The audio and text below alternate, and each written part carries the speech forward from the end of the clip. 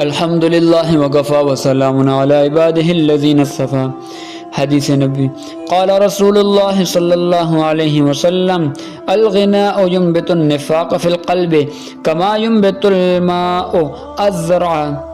رسول اللہ صلی اللہ علیہ وآلہ وسلم نے فرمایا، گانا دل میں نفاق اس طرح اگاتا ہے جس طرح پانی کھیتی کو اگاتا ہے۔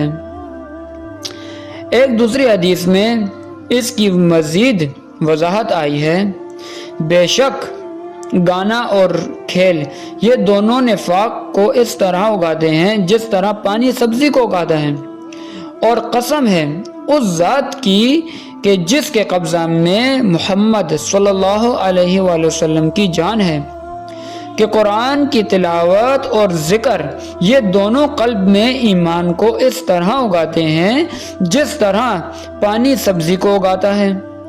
فقہ حنفی کی مشہور کتاب فتاوی قاضی خان میں لکھا ہے کہ لہولاب کی چیزوں یعنی ساز اور باجوں کا سننا حرام اور سخت گناہ ہے، اور استدلال میں یہ روایت پیش کرتے ہیں کہ جس میں آپ صلی اللہ علیہ وآلہ وسلم نے ارشاد فرمایا کہ باجوں کا سننا گناہ ہے اور اس کے پاس بیٹھنا فسق ہے اور اس سے لذت حاصل کرنا کفر ہے۔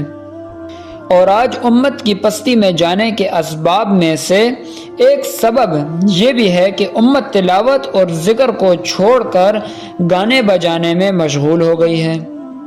علامہ ابن خلدون رحمہ اللہ فرماتے ہیں، جتنی اسلامی سلطنتوں کو زوال آیا ان میں اکثر کا باعث یہی تھا کہ ان کے بادشاہ ناچ گانوں کی محفلوں میں شب و روز مصروف رہتے۔